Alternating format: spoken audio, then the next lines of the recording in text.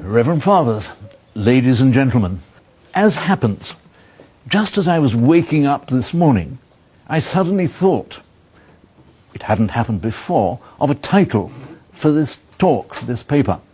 And it struck me that it would be well entitled De Nuditate Imperatorum, on the nakedness of emperors. I do not specifically have in mind the Austrian or Holy Roman emperors, but emperors in general. And if we are going to talk about the nakedness of emperors, where better to start? Where better to start anything than with Homer? If we were to start with Homer, what fun we could have. Men in aedothea peleadauekaleos. We could trace the wrath of Achilles. We could admire him as he sits sulking in his tent. We could wonder at the single-mindedness of Helen as, in the middle of a war, she flirts with her brother-in-law in the very presence of her husband. We could weep at the pathos of things as old King Priam kisses the man-slaying hands of Achilles, which killed his own eldest son. Or, Andromoi enepemusa polotropon, we could follow Odysseus in his tales and his return from Troy and feel the great catharsis of bloodlust as he kills those who have been wooing his wife as the climax of the tale. But, ladies and gentlemen, Reverend Fathers, we are serious people. We are not here to have fun.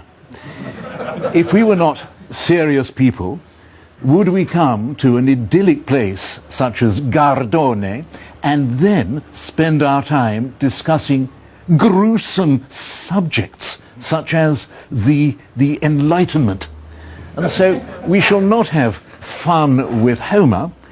Instead, being serious people, we shall consider Homeric scholarship. And I would put the word scholarship there in inverted commas. Oh, and I think I'd also put the word Homeric in inverted commas. And we shall start, in 1795, when a man called F.A. Wolf, professor of philology at, is there a university called Halle somewhere? That's what I've always discovered him to be described as, professor of philology at Halle, wrote a book called Prolegomena ad Homerum, an introduction to Homer. And he revealed things which had been unknown to Homeric readers and enthusiasts, including some of the greatest scholars of antiquity in the library at Alexandria.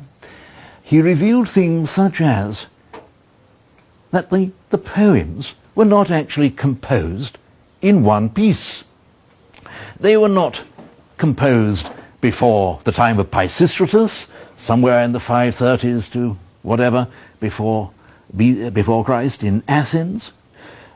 He revealed the existence of massive interpolations, of contradictions, of inconsistencies. And of course we all know that if a work has contradictions within it and inconsistencies, it cannot possibly be by one single author. And so Wolf revealed that the genesis of the Homeric poems, we don't talk about Homer anymore, we talk about the Homeric poems. The genesis of the Homeric poems was in short popular lays, that means poems, orally composed and orally transmitted. Simple little stories handed on by memory and by word of mouth. I think we detect here 18th century prejudices. I think we detect here a whiff of Rousseau. I think the Enlightenment is raising its ugly and deadening profile here again. Natural and simple happiness, primitive simplicity was one of the myths enjoyed by many 18th century writers, indeed by 18th century artistic critics such as Edmund Burke. I think it was to do with the complexity and restraints of artificial life that they looked back to a primitive age of naturalness, of simplicity. And new exciting poems came to life at that time, such as an early Gaelic epic writer called Ossian, whose works were published for the first time and who took the world by storm. And people commented that Ossian's poems were in fact really rather superior to those of Homer and of Virgil. Until it was revealed that these had all been crafted together out of nothing by some impecunious Scotsman called Macpherson or something like that, who saw this as a way of making money. The critics who had uttered such encomia then fell rather more silent. Simple vigour, originality, spontaneity. There's Wolf for you, but followed quickly by Lachmann, who wrote in 1837, 1841, to the effect that there were no fewer than 18 poems in the Iliad, all cobbled together by an incompetent editor into one particular poem. And so, ladies and gentlemen, there was no one great poet.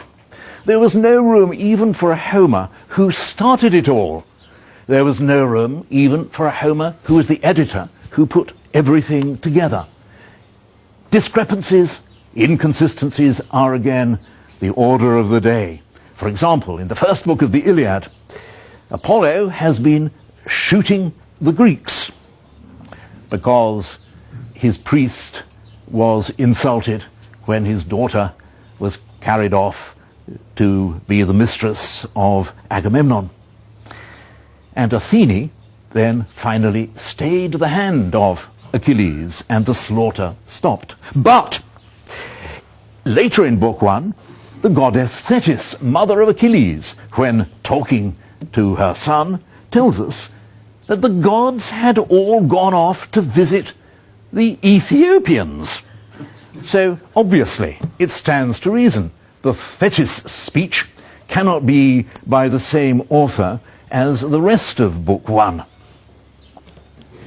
Then there was Hermann, then there was Grote, Hennings. Hennings described the Odyssey as having been confected by the gumming together of a Telemacheia, a poem about Telemachus, son of Odysseus, and an Odyssea, a poem about Odysseus himself. Berard adds to that mixture tales at the court of Alcinous. Fick, mumble, mumble, mumble, mumble. Wilamowitz, Merlendorf, mumble, mumble, mumble. There is a distinguished theological faculty in an English university called Durham in the north of England. And the theology course there requires the young people to write papers on modern theology. Modern Theology 1 and Modern Theology 2. The young people, the undergraduates at Durham, with that acute instinct that young people do have, refer to these two papers as Dead Germans 1 and Dead Germans 2.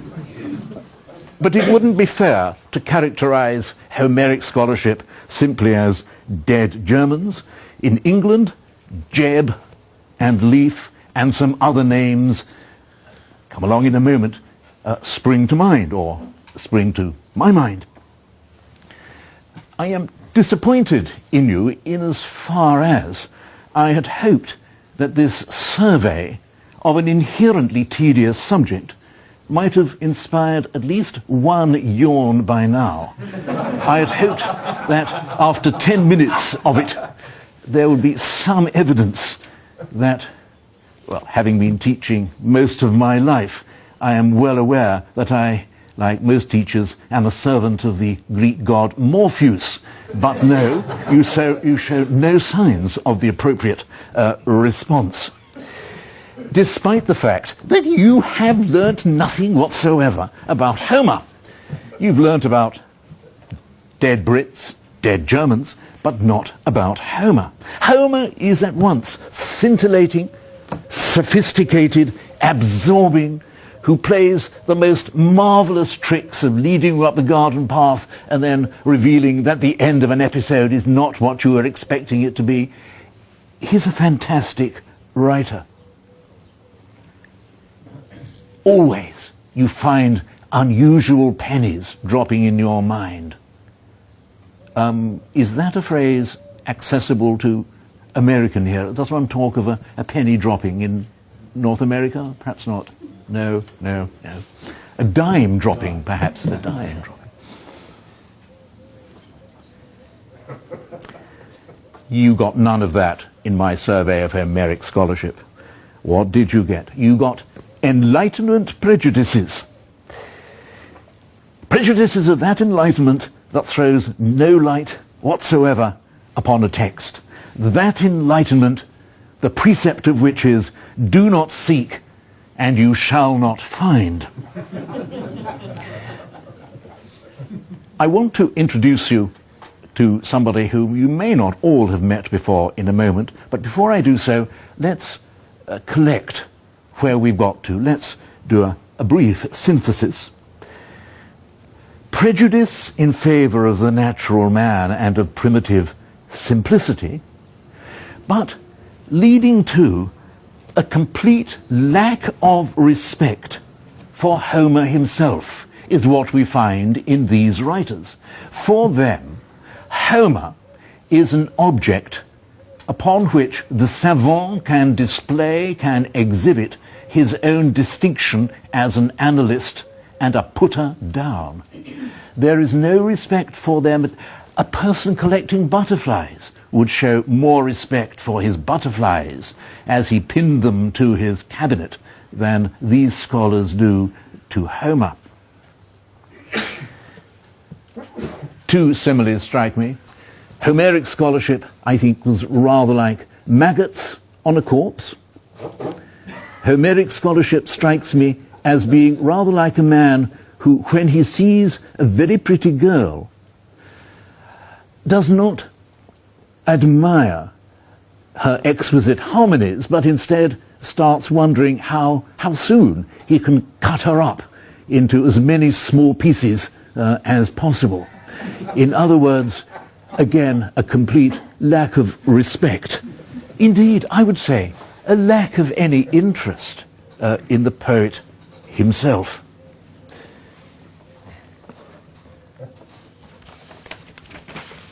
The gentleman I want to introduce to you, if you do not know him, with apologies for my condescension to those of you who know him very well indeed, is an Englishman called Ronald Arbuthnot Knox.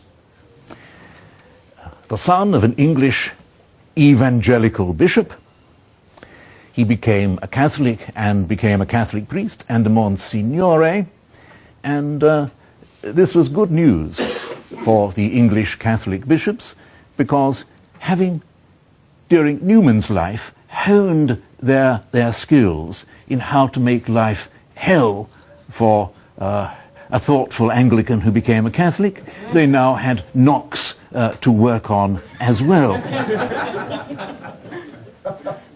He was brilliant. He was an undergraduate at Oxford.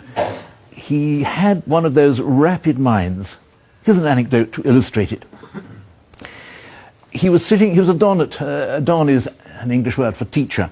He was a don at Trinity College, Oxford. He was sitting in his room with some other young dons. In those days, dons tended to be younger than they are now. And one of the others looked at a newspaper and said, "Oh, here's a wonderful phrase. The Bishop-elect of Vermont." The bishop, is that somewhere in North America? No? Yes? The Bishop-elect of Vermont. Isn't that wonderful?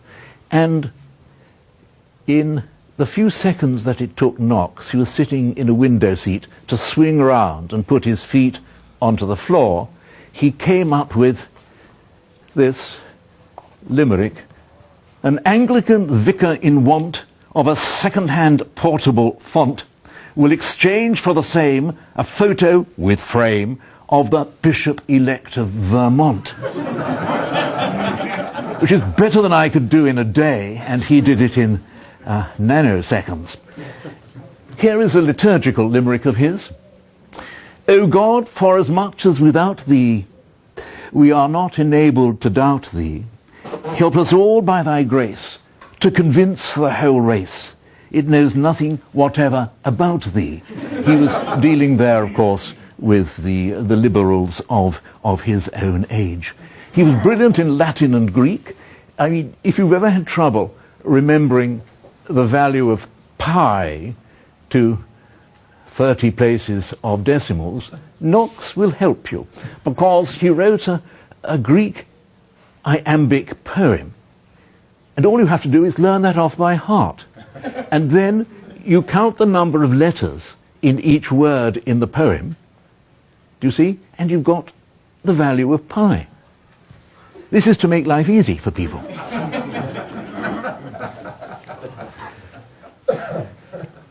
Much entertainment can be had from an edition of funny pieces that he wrote in Latin and in Greek and in English called, I think, In Three Tongues. And if you ever see that in a second-hand shop, there's a lot to be said for not leaving it in the second-hand shop. What's the connection between Knox and my rather frivolous beginning of this paper? Knox, when he started putting together his lectures that he had to give in the faculty of Literae Humaniores, which means basically classics, at Oxford, he suddenly realized that he was an agnostic.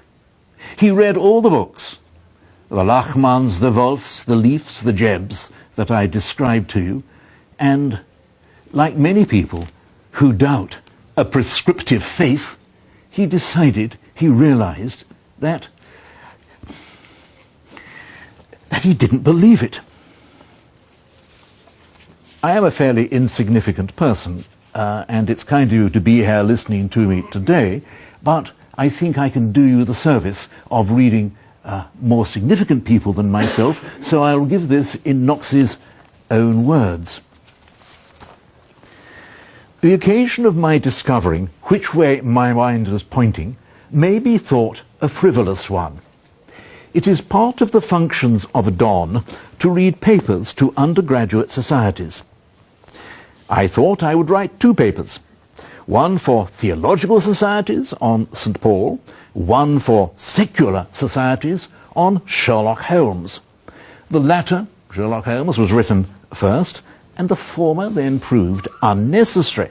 I had no sooner read my Sherlock Holmes paper, this was about the end of 1910, he says, than I realized that it would do for the theological societies as well, because it was interpreted as a tract. There was no particular reason why it should have been. I had no clear idea what sort of criticism I was setting out to satirize. Satire is where we are now. I divided up the Holmes story as a form of literary art into 11 characteristic divisions. In other words, he is applying the Wolf and the Lachmann approach to Homer, to Sherlock Holmes. I gave each of these characteristic divisions its own Greek name and showed how more were present in some stories, fewer features in others. I gave an elaborate study of Holmes' view of life and still more elaborate study of Dr. Watson's. I declared that Dr. Watson's bowler hat was a symbol of almost religious significance. I did also invent a whole controversy diversified with the names of various imaginary Germanic scholars on the question of the authenticity of several stories, showing the reasons for pronouncing some of them on the internal evidence to be the work of a different hand. The paper was read to at least 3 societies in Oxford and 1 in London, published, etc. When published, it won me, says Knox, the privilege of a letter from Sir Arthur Conan Doyle himself, the author of the Sherlock Holmiad, who did not quite seem to have realized that the criticism was not meant to be taken seriously. But then Conan Doyle was a spiritualist. In theological Oxford, this paper was taken as an attack on the methods of the higher criticism, and I found myself already stamped as an opponent of that tendency. I was aroused against it in earnest as the result of preparation for delivering lectures on the Iliad. I read Professor Murray's Rise of the Greek Epic and Andrew Lang's reply to it, Professor Geddes, Miss Stahl, Dr. Leaf's notes and introductions, the text itself, and finally 1 or 2 handbooks. I looked up all the references, balanced all the arguments, checked all the contradictions. I must not weary my readers with the technical stuff, but this is what I principally noticed. Professor Murray, Professor Geddes, Dr. Leaf, all agreed that the Iliad was composite, but they did not in the least agree as to which were the early parts and which the late. Moreover, Miss Stahl came in and further troubled their reckonings. Now, if one critic says A is late and B is early, and another critic says that A is early and B is late, and so on throughout, you may believe either, but not both. And you begin to have suspicions that it is safer to believe neither. Knox acquired a habit of skepticism from his classical studies, which is why I was tempted to begin with classical studies here, and we'll see in a moment where that leads him. Before I do that, I'll just give you a taste of Sherlock Holmes, his paper on Sherlock Holmes. First, as to authenticity, there are several grave inconsistencies in the Holmes cycle. For example, the study in Scarlet and the reminiscences are from the hand of John H. Watson, M.D. But in the story of the man with the twisted lip, Mrs. Watson addresses her husband as James. The present writer, together with 3 brothers, wrote to ask Sir Conan Doyle for an explanation, appending their names in the proper style with crosses after them, and an indication that this was the sign of the 4. The answer was that it was an error in fact of editing. Nihil aliud hic latet, says the great Salvosh. This is one of those names of imaginary Germanic scholars that Englishmen are mostly racist, aren't they? You're quite right. That's what you're thinking. And how can I deny it? Salvosh. S-A-U-W-O-S-C-H. Nihil aliud hilatet, says the great Salvosh. Nisi redactor ignorantissimus. Yet this error gave the original impetus to Bucknecker's theory of Deutero Watson, to whom he assigns the study in Scarlet, the Gloria Scott, and the return of Sherlock Holmes. He leaves to the proto-Watson the rest of the memoirs, the adventures, the Sign of 4, and the Hound of the Baskervilles. He disputed the study in Scarlet on other grounds. The statement in it, for example, that Holmes' knowledge of literature and philosophy was nil, whereas it is clear that the true Holmes was a man of wide reading and deep thought. The Gloria Scott is condemned by Bucknecker, partly on the ground of the statement that Holmes was only up for 2 years at college, while he speaks in the Musgrave ritual of my last years at university, which Bucknecker supposes to prove the 2 stories do not come from the same hand. The Gloria Scott further represents Percy Trevor's bulldog as having bitten Holmes on his way down to chapel, which is clearly untrue, since dogs are not allowed within the college gates at either university.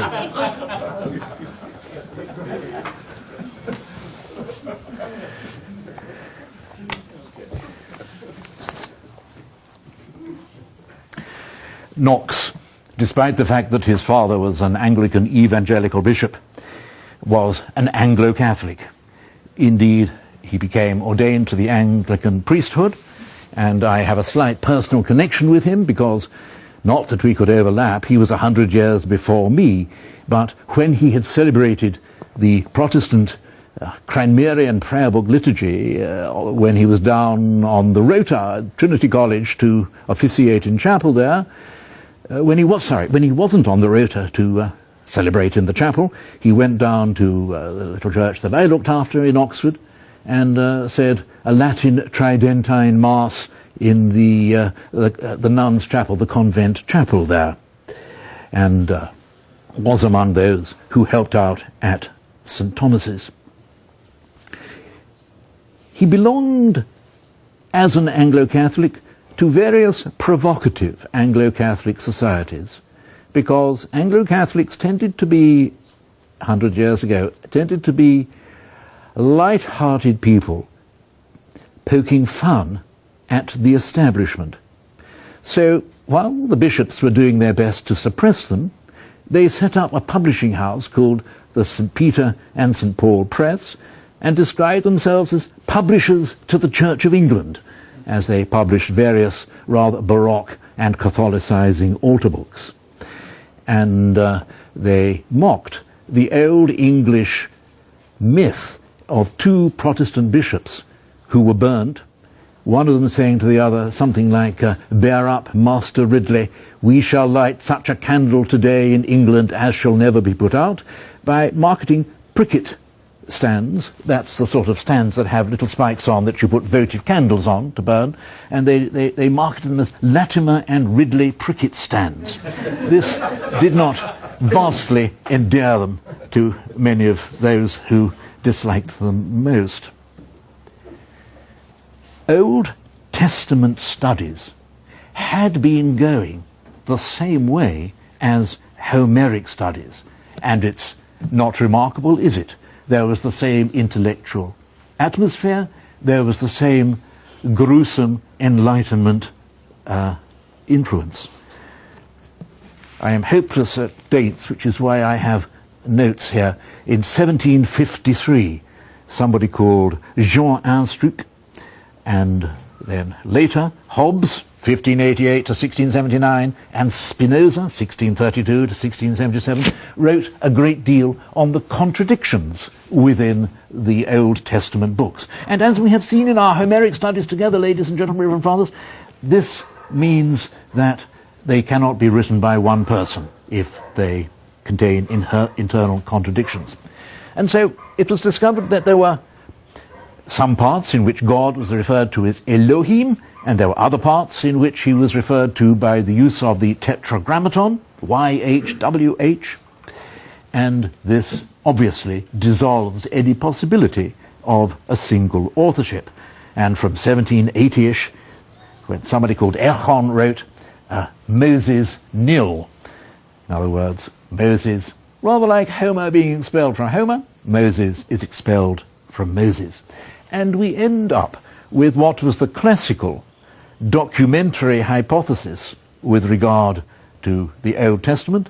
1876, a man called Wellhausen detected in the Old Testament 4 sources.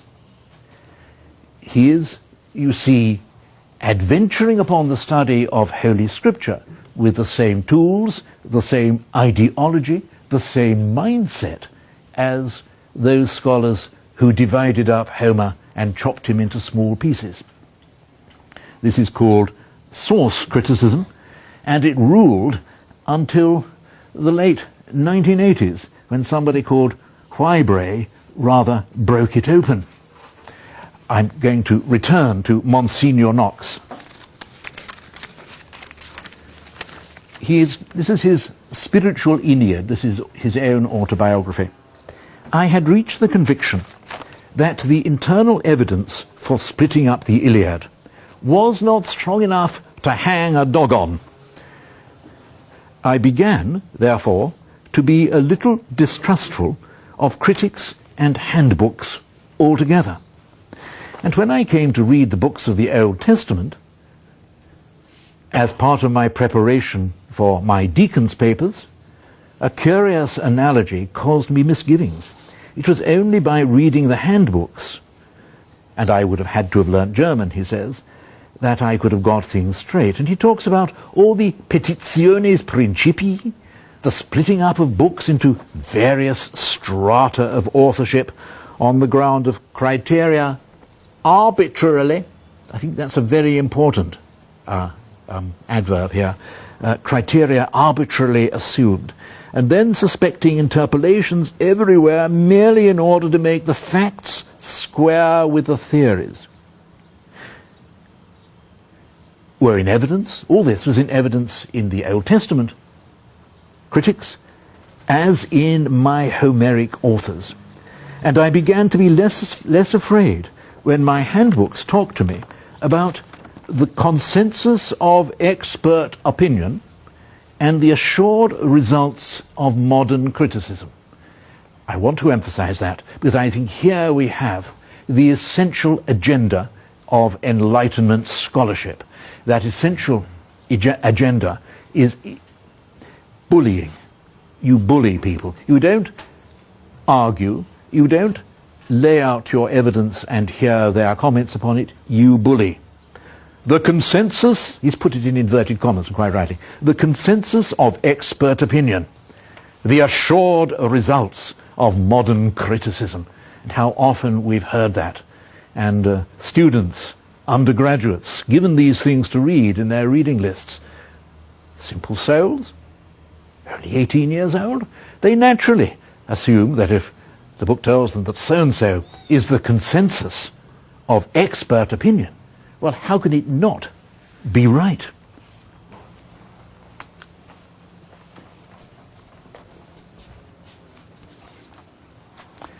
So far, the Old Testament. The New Testament, of course, is by no means to be exempt. There is a man called Griesbach, 1745 to 1812, who did a synopsis. A synopsis, for those of you wise people who have not wasted your time on biblical scholarship. A synopsis is an edition of the three Gospels, Matthew, Mark and Luke, in 3 columns, so that you can see what the similarities are between those 3 Gospels, and also, by comparing the 3 columns, what the differences are. And this enables scholars, it did enable scholars, and this is not dead yet. This still rules in academe in many places.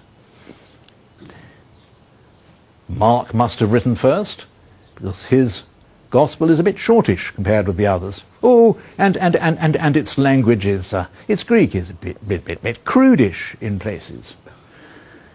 Then Matthew and Luke. Well, they copy a lot of Mark's stuff, but they also have some stuff which they haven't got from Mark. A story in Matthew, and the same story in Luke, but not from Mark. So where could they have got? You are going to say, why couldn't one of them copied it from the other? But you're not allowed to say that. You're not even allowed to think it. This must therefore prove that there was another source. And what would you call a source? Well, you would call it a Quelle, because you are a dead German, and dead Germans call a source a Quelle. So, Q, Mark, and like all clever theories, it can't be made to fit all the facts without being rather twisted. If Procrustes were to come back to life as a bed manufacturer, he would be able to do good business among biblical scholars. In order to make the theory fit, you have to have all sorts of little ancillary theories dealing with the things that won't fit otherwise, and so you end up with Ur Marcus, which is, I suppose, a mark in the language of the Hottentots, Ur Marcus, and you have Proto-Luke, and so on and so on. I once looked at a Bible which had been left around by a student who had been taught not by me, but by somebody before me. And this poor child had 5 colours. And she had been through Matthew, Mark, and Luke, and every word in each of them was underlined by a colour, so that she could see at a glance whether something was from Mark, something from Q, or from Proto-Luke, or whatever. I mean, it's sinful, isn't it, that young people should have their lives stolen from them in this sort of way.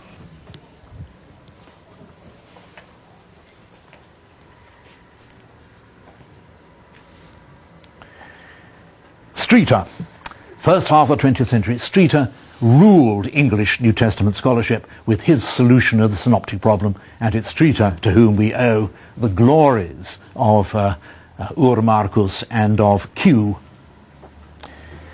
Knox will not let us down here. I'm afraid this is the last bit of Knox that I'm going to share with you. With the New Testament, I was on my own ground once more. Scott, on the fourth Gospel, never seemed to me to state a general rule about his subjects, to which I could not at once adduce a stultifying quantity of exceptions. I plastered the book with corrections. Schweitzer was even more provocative. Moreover, he was a pet of the Oxford theologians, who saw in his theory that Jesus of Nazareth was a fanatic, and not far from a lunatic. They saw in that a dexterous counter to the old German argument that he was merely a sublime moral teacher. I wrote an examination of Schweitzer's assumptions in the form of a pamphlet. Now, there's an important bit coming up here, which I love it if you could remember. I wrote an examination of Schweitzer's assumptions in the form of a pamphlet, which I had been asked to write for a series. It was not accepted, being probably badly written as well as over-orthodox. And that is another factor of modern scholarship, the assured results of modern research. I said that they were bullies. They used phrases like the assured results of modern scholarship. They also, at that time, dominated the presses. You couldn't get things published which weren't within certain parameters. And you couldn't get jobs teaching theology in university unless you were within those parameters. In this very last bit of Knox that I'm going to read, I invite you to observe the sophisticated, the subtle, the destructive irony with which he writes. My doubts about the higher criticism were redoubled. I fell into a horrible skepticism, in which at times I lost all lively faith in the existence of Q. I could not accept the disbeliefs which the theologians propounded for my acceptance. If I was to go to heaven with the higher critics, it must be on the plea that invincible ignorance blinded me to the light of doubt.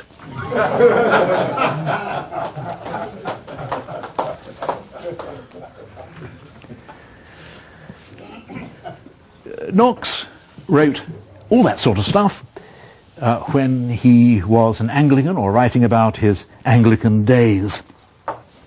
Another Anglican scholar who in 1955 created mayhem was Austin Farrer, warden of Keble College in the University of Oxford, who wrote an article called On Dispensing with Q, showing that the Q hypothesis was absolutely, completely and totally unnecessary and in fact harmful rather than beneficial. He got it published because he was already a very, very well-known name. If he hadn't been, that would never have seen the light of day. And reaction to it, here again, this is something of the Enlightenment mindset, was Farrer is a very, very clever man. But he's not an expert in our field. That's the biblical scholars, the people who have arrogated to themselves the title of being the biblical scholars. That is the biblical scholars condemning anybody who, even if they're clever, doesn't play their game, doesn't read their books, their articles each year. Another writer, 1951, was a former Anglican who became a Catholic bishop, Abbot Butler. And he wrote on the priority of Matthew, arguing that Matthew's gospel was the first gospel to be written. Now, I'm not interested in whether it was or not, and I don't actually think it matters very much whether it was or not. But that was against the consensus. That was against the assured results of modern criticism. How did they deal with Butler? Well, he has to say that because he's a papist. In other words, they were not concerned. They had no interest in confronting his arguments, considering his arguments, weighing his arguments. Catholics are people with no minds of their own. The best they can do is to think up good arguments for the rubbish which their church forces them to believe. That is the Enlightenment view of Catholics. So, Butler's thing on the priority of Matthew was ignored. I'll just do a brief indication of where New Testament scholarship has gone to after that, although it's not part of what I'm talking about. I'm concerned with, as we are this week, with the Enlightenment and all that. But, for example, a scholar called Birger Gerhardsen, 2013, has done a lot of study on the way in which rabbis taught orally and rabbinic students memorized what they were told and repeated it orally. And that's interesting. And an Anglican bishop called John Robinson, a very liberal man who caused a great stir in the 1960s with an unbelievably stupid book called Honest to God, in his later years wrote a book called On Redating the New Testament, in which he blew out of the water all the assured results of modern scholarship with regard to the dating of the New Testament documents, and bunged them all very much earlier than assured scholarship would wish them to be.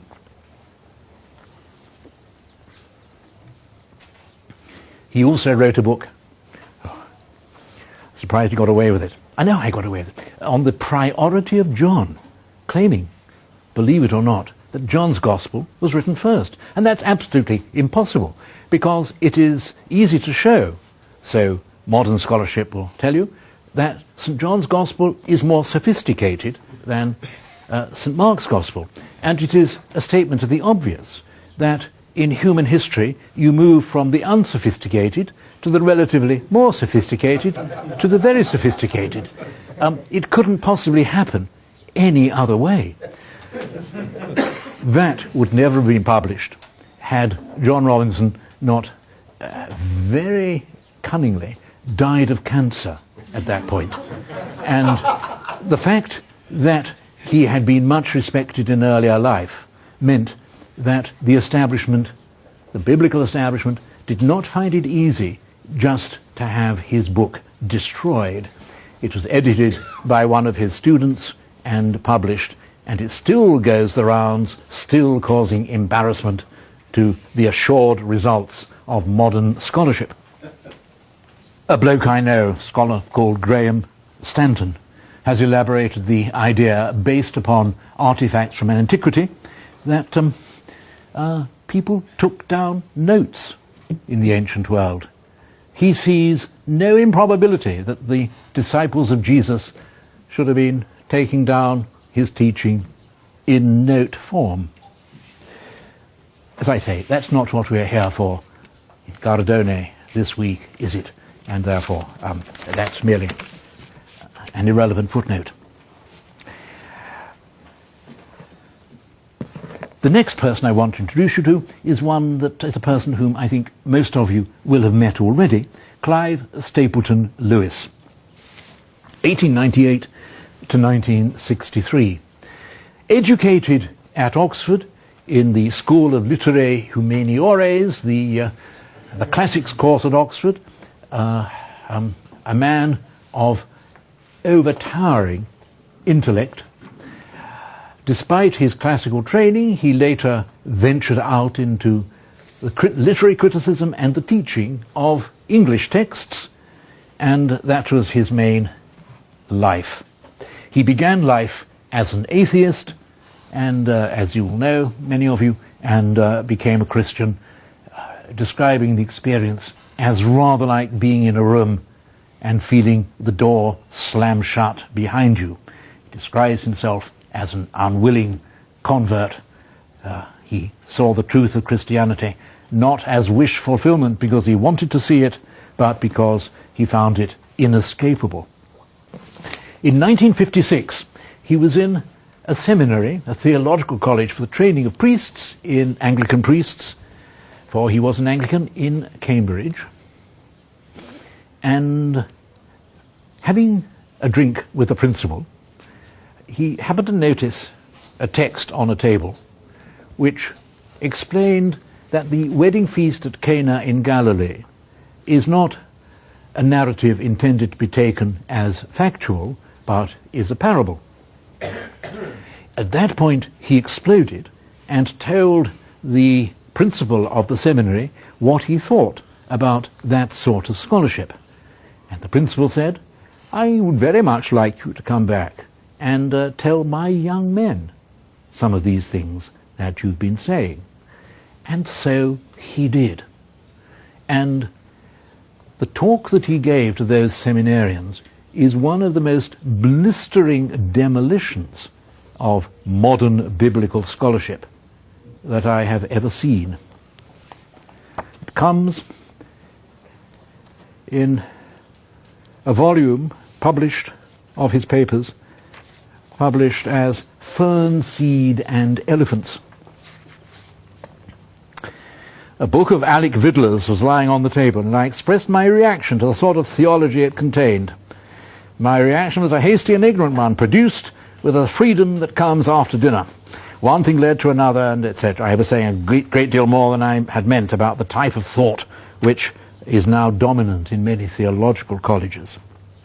He goes on to say that he is not an expert. He's talking to seminarians. "I am not an expert," he says.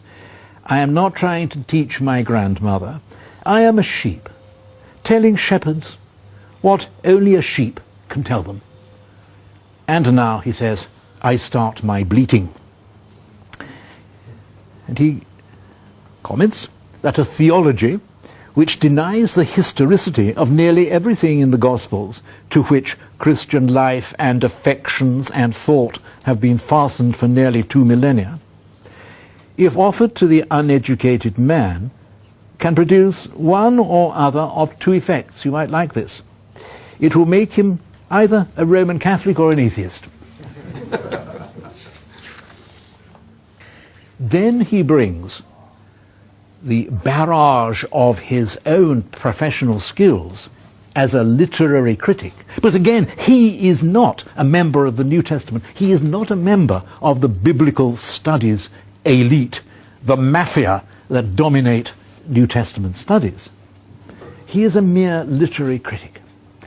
And he says, he's referring to the dialogue between our Lord and the Samaritan woman, the healing of the man born blind. "I have been reading poems, romances, vision literature, legends, myths all my life. I know what they are like. I know that not one of them is like this." He means St. John's Gospel. He means things like those stories about the healing of the man born blind, the Samaritan woman at the well. "I know what they are like, and I know that not one of them is like this."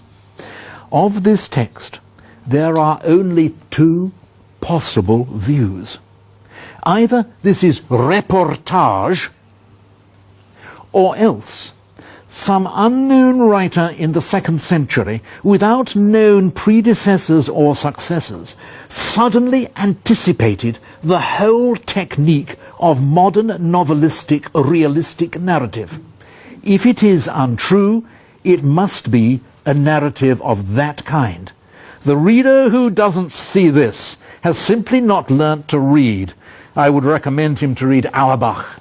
This was just a few years after Auerbach on the representation of reality in Western literature, whatever it's called, had been published. He quotes somebody called Bultmann, another of the great names in New Testament scholarship. The personality of Jesus has no importance for the kerygma. There's a nice bit of mystification there. If you use Greek words, if you say kerygma rather than preaching, it sounds much more fancy. And common ordinary folk who are easily impressed will not ask why he says it in Greek when it could be said in English. My goodness me, kerygma. And I remember when I was first ordained in the 1960s, clergy preaching tended to mystify congregations by talking about the kerygma and about koinonia. Have you heard koinonia? And all that sort of thing. It's not dead yet, is it? So, Lewis says, ironically, so there is no personality of our Lord presented in the New Testament. There's another bit of racism coming up here. I better warn you. Through what strange process has this learned German, isn't that a delightful oxymoron? I think he's trying to promote it as an oxymoron, isn't he? Through what strange process has this learned German gone in order to make himself blind to what all men except for him can see? Lewis is suggesting that any fool who reads St. John's Gospel can see that it's not what Bultmann is saying it is. And he goes on, I think this is thoughtful. There are characters whom we know to be historical, but of whom we do not feel we have personal knowledge. There are others who are not historical, but seem to be real people, like Falstaff or Mr. Pickwick. But, he says, there are only three characters who, claiming the first sort of reality, also actually have the second, and everybody knows who they are: Socrates, the Jesus of the Gospels, and Boswell's Johnson. And he ends this section of his paper to the seminarians by saying, that then is my first bleat. These men ask me to believe that they can read between the lines of the old texts. The evidence is their obvious inability to read the lines themselves. They claim to see fern seed and can't see an elephant 10 yards away in broad daylight. Now for my second bleat. All theology of the liberal type involves at some point the claim that the real behavior and purpose of the teaching of Jesus came very rapidly to be misunderstood, misrepresented by his followers, and has been recovered or exhumed only by modern scholars. Now, long before I became interested in theology, I had met this sort of theory elsewhere. The tradition of Jowett still dominated the study of ancient philosophy when I was reading Grace. One was brought up to believe that the true meaning of Plato had been misunderstood by Aristotle and wildly travestied by the Neo-Platonists, only to be recovered by the moderns.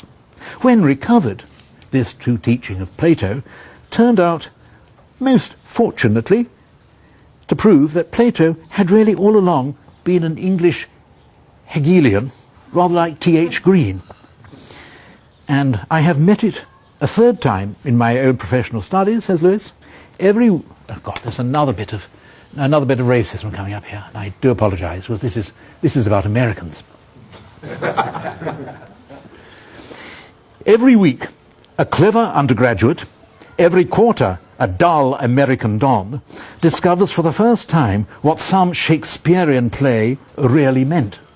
And he goes on to say that as he gives this talk, he is old enough to know that the sort of clever idea that the dull American don or the clever undergraduate comes up with sounds good, sounds convincing, sounds flash, but if you are of a certain age, you know that it is full of the ideas of this decade and could not possibly have been thought or said by somebody 50 years before.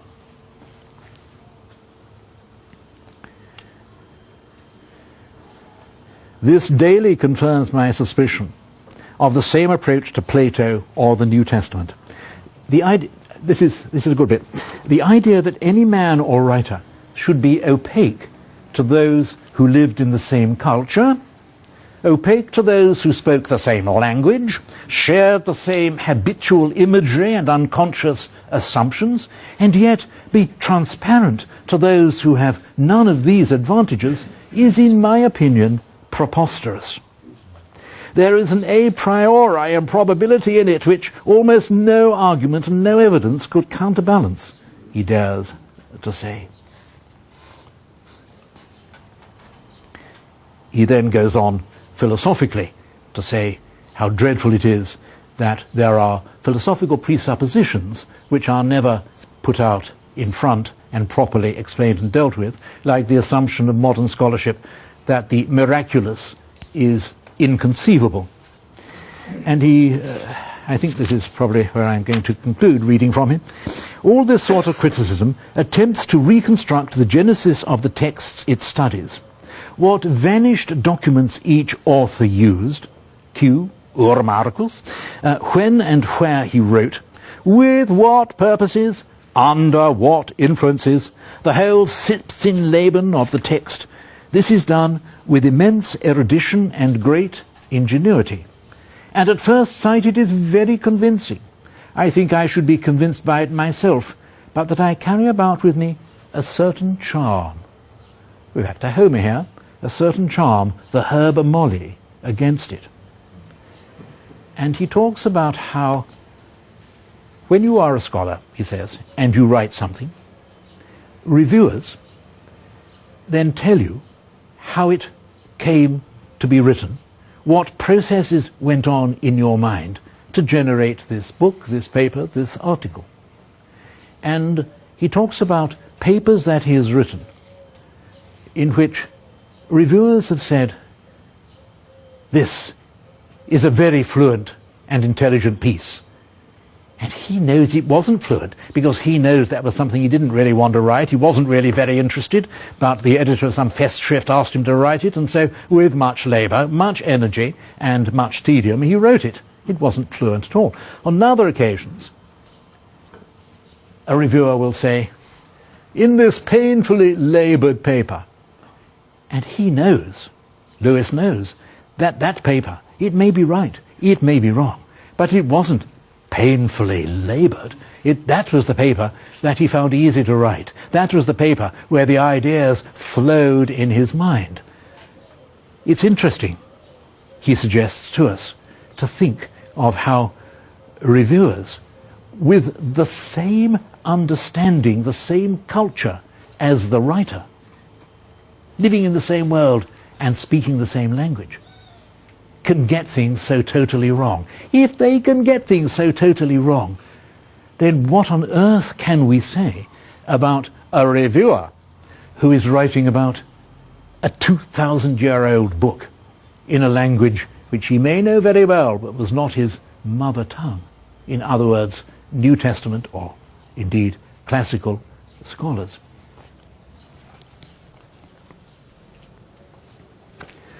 Tolkien's ring, he suggests, has an element in it which sounds just like the nuclear weapons problem.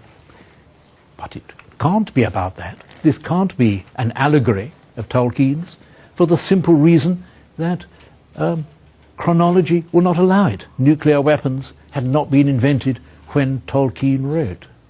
Lancelin Green wrote about a beneficent tiger, and later on Lewis himself wrote about a beneficent lion in his Narnia narratives. And so any critic would naturally assume that there was some dependence in this, but believe me, Lewis assures us, there certainly was not.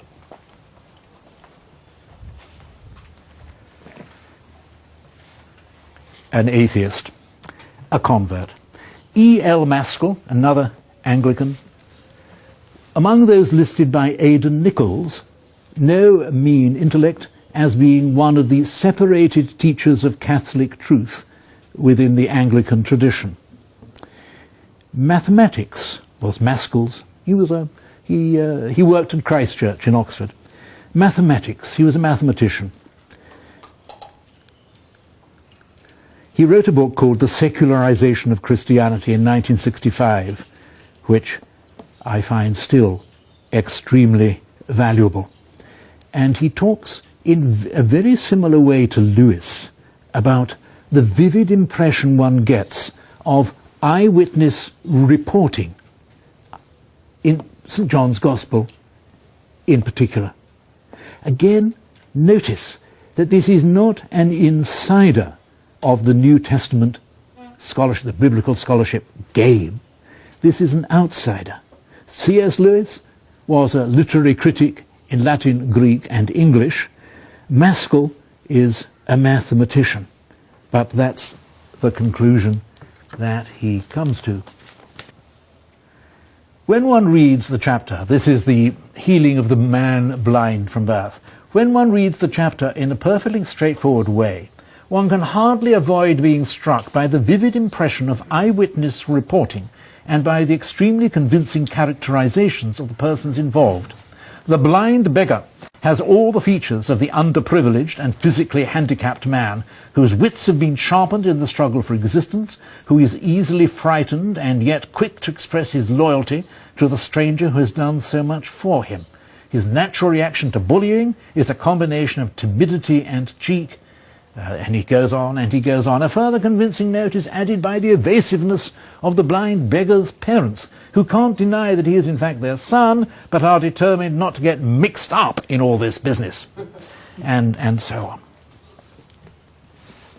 I've shared with you there another Anglican, and a final Anglican I wish to share with you, who many of you will have met, Dorothy Lee Sayers, an interesting woman, 1893 to 1957, a great literary critic, started learning Latin at the age of 6, got a first-class degree at Oxford in modern languages, translator of Dante, had lived a life, again, not somebody who never questioned Christianity, lived it up in her earlier life, had an illegitimate son. She became a very convincing advocate of Christianity. She wrote a play about the last week of our Lord's life on earth, which was done on the wireless back in the 1940s. It caused a tremendous stir. In the introduction to it,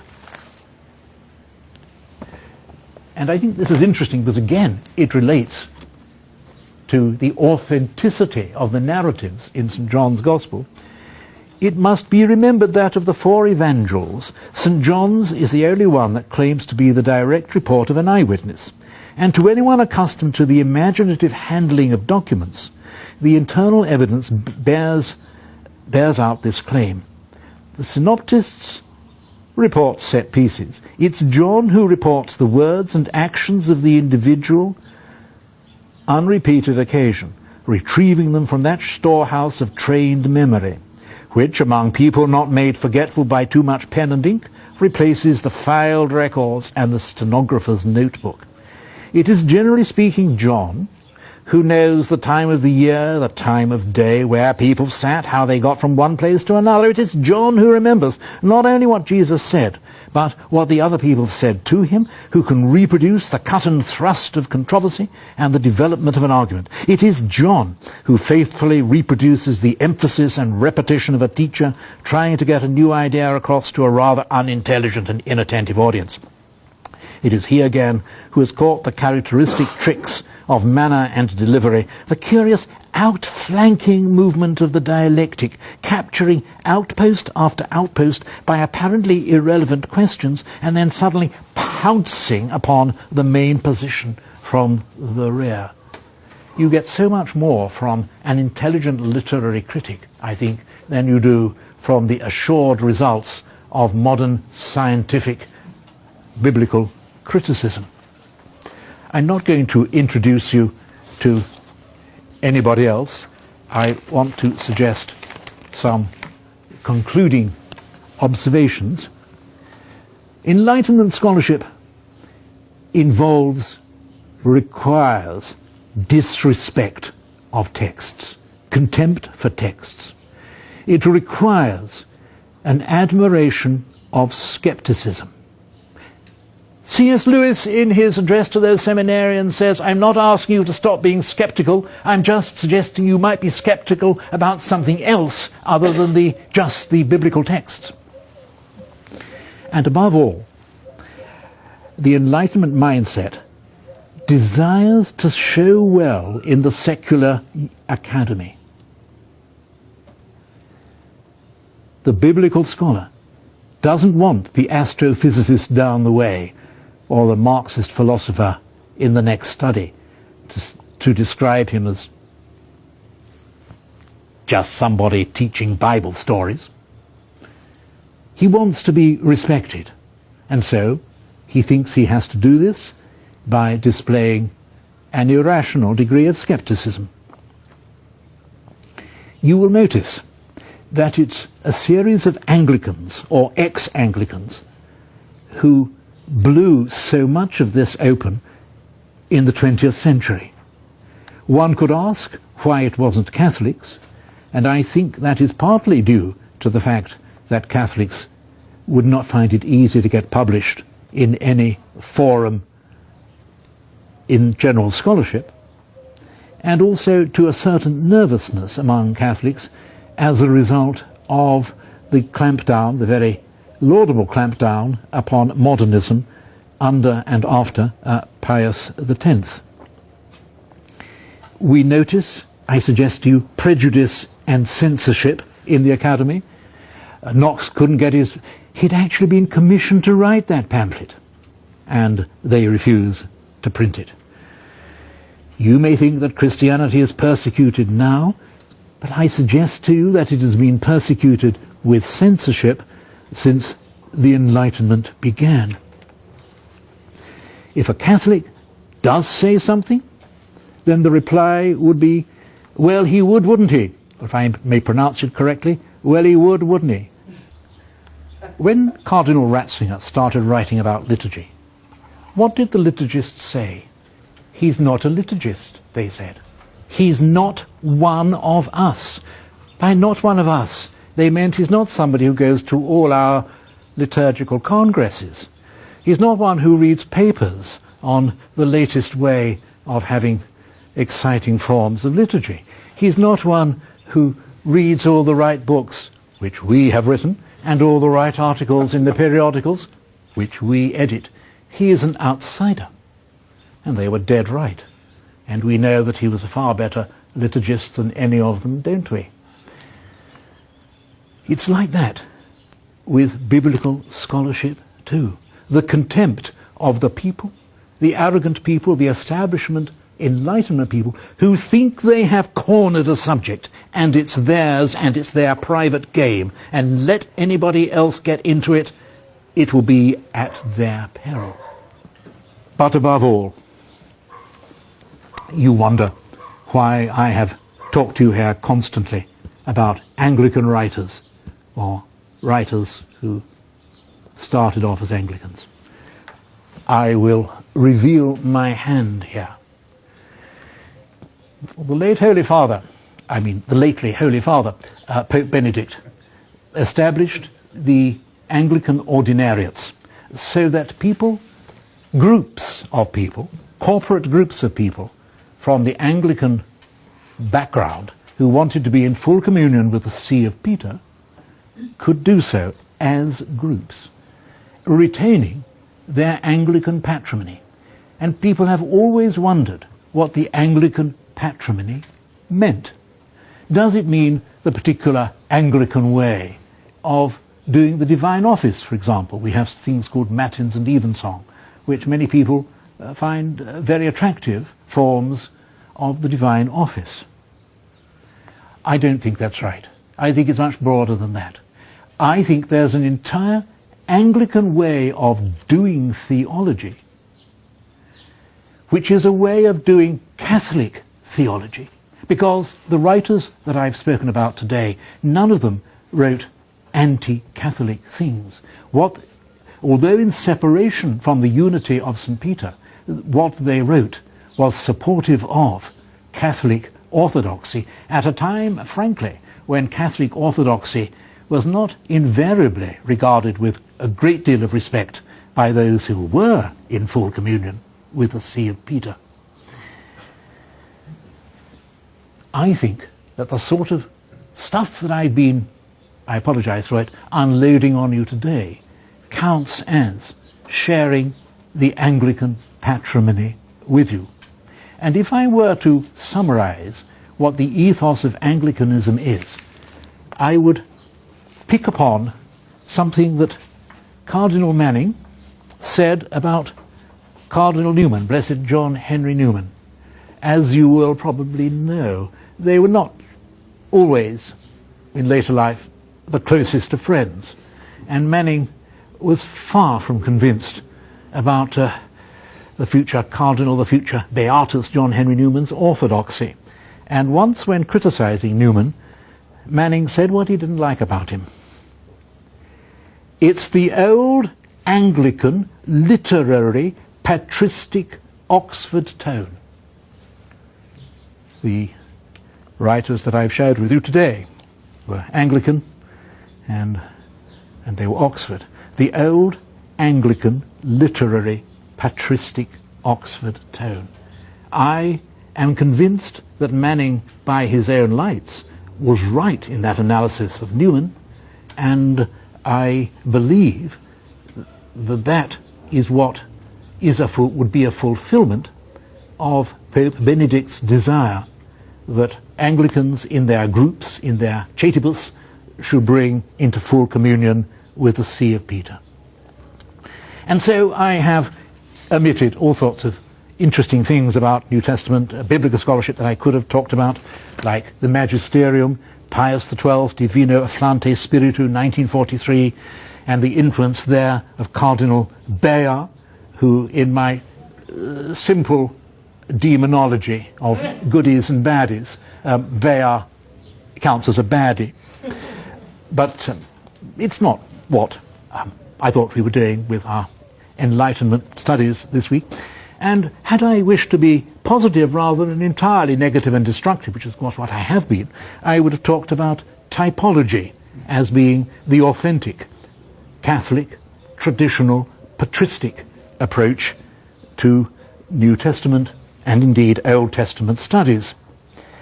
But those are not things I was asked to talk about, and I hope, John, that I have said something about some of the things that I was asked to talk about.